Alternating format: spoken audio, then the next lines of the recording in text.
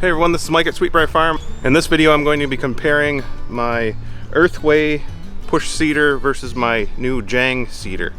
So I'll talk about some of the issues I've had with the Jang and the Earthway. I just bought the Jang seeder this year and I'll give it a test and tell you what I like about it and what I don't like about it. As well as the Earthway. I'm not going to test this Earthway, I already know how it works. The Earthway seeder, it's all made out of aluminum, and one of the problems with this is these plates are plastic and there's no real way to adjust the seeding distance, whereas the Jang seeder there is adjustments. So one of the things that happens with this Earthway is these plastic plates will actually, you'll get seed caught behind the plate as you're going, and it basically snaps and throws seed out of the little hopper here. So these are really easy to change, these seed plates, but they are cheap plastic. I've never had to replace any of them, and they are cheap overall to replace if you did need to. But like I said, there's basically, this is a bean plate, small pea plate. It just dumps seed basically. So to put that seed plate in, you just line it up and then you turn it backwards, and then as you go forwards it actually will tighten so it doesn't come loose. But this is wheel driven. As you can see here, as the wheel spins, the little seed plate spins. And the bad thing about this is that it's a rubber wheel driven, so this will spin if you get caught on something and basically can jam up easy. This one comes with a row marker. It has visible adjustable seed depth, which is nice, and it's easy to adjust the seed depth.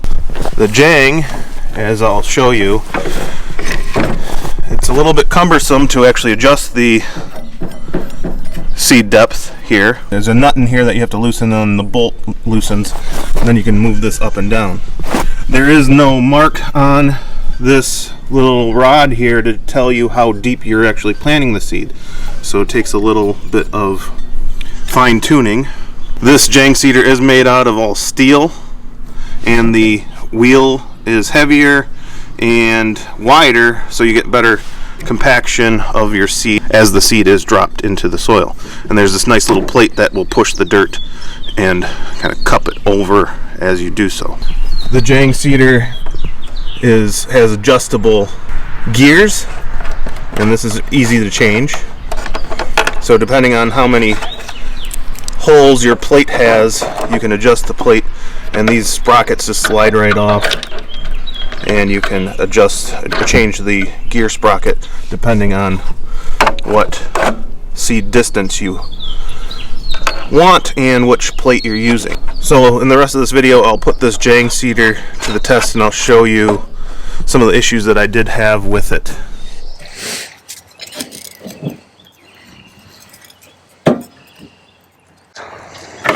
There's just no real easy way to get to this, so it's kind of a pain in the butt.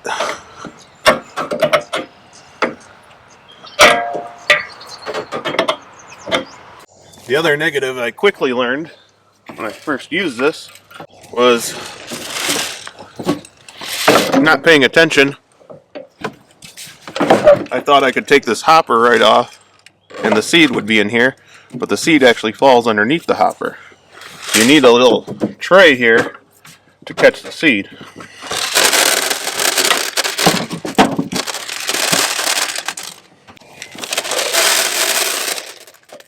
Another negative is that it doesn't come with a row marker. Luckily I have an eagle eye, so I don't need one. I have a corn plate in here.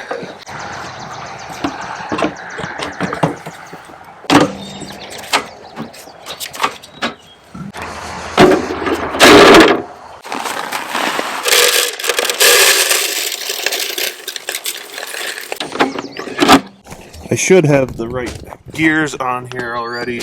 There's a guide here on the side. Depending on what plate you're using, how many holes it has.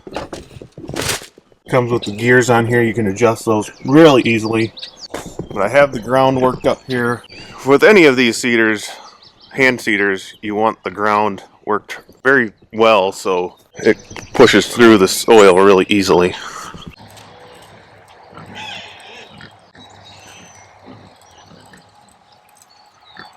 This corn plate that I have, these holes are not big enough. So I'm going to use the bean plate.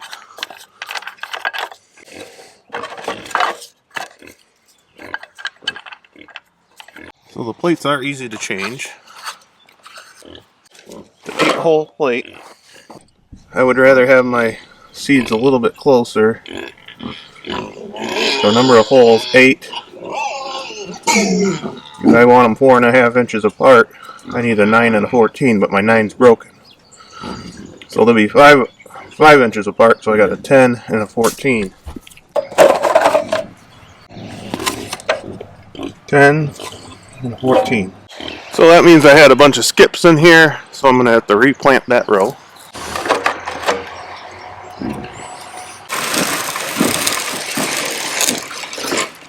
Another adjustment that I need to make, there's this little seed guide that's not quite lined up. So that should guide the seed into the hole. These little plastic bristles should push the seed down in there. And I almost need to trim those a little bit there because it seems to be flipping the seed out of the seed plate. Actually, I don't need to trim them. This is adjustable, but I need a screwdriver to loosen these things. This ground's worked a little bit better.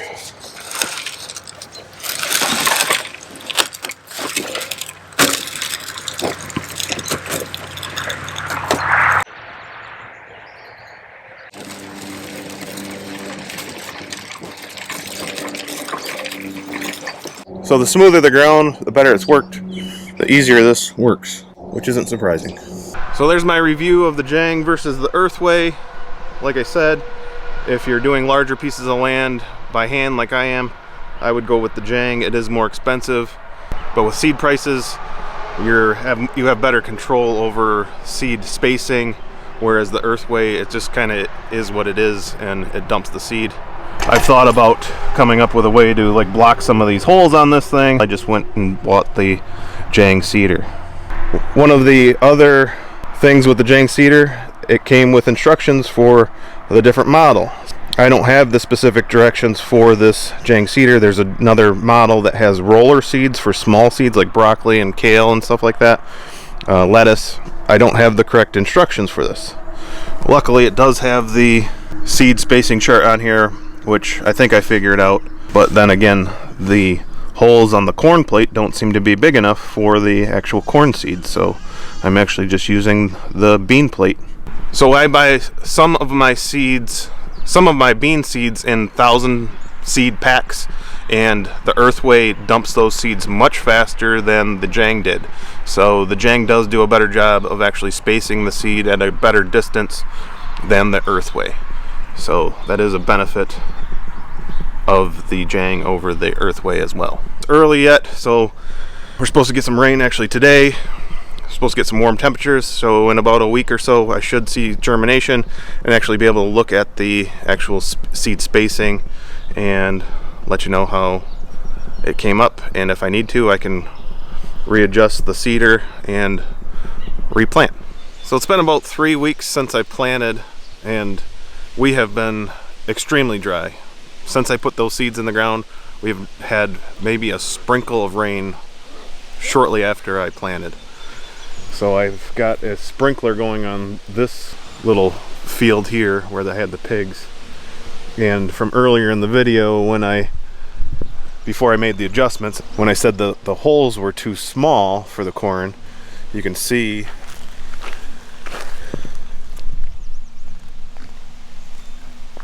I've got very sporadic seed drop. The weeds are coming in nice. So I'm actually going to till my 3 rows in and replant it. It's just terrible, how dry we've been. So today's Monday, June 5th. We are forecasted to maybe get some rain on Saturday. I've been watering my peppers and tomatoes every other day. I planted about 4 rows of peas that never came up. Very sporadic bean germination, which actually I'm surprised that we even have any germination at all of them. But the seed's just hanging out there. It's waiting for rain.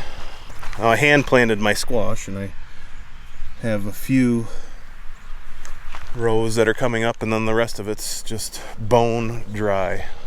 Here's an area that has a little bit better germination rate.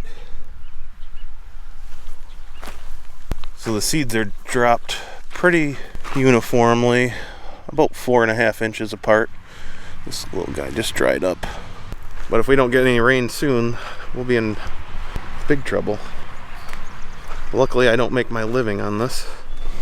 Overall, the Earthway Seeder is very inexpensive. The Jang Seeder, I think, was like $750.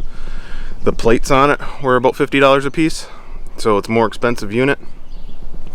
But if you're doing larger pieces of land, and if you are working in ground like I am, this one, the Jang Seeder, does seem to do a better job versus the Earthway. The Earthway Seeder, it's harder to push, and if you got really loose, fertile soil, it does a good job. But ground like mine with heavy clay and then big chunks of clay that don't get broken up, the Jang does seem to do a better job, and it doesn't just dump seed like the Earthway will. Thanks for watching, everybody. We'll see you on the next one.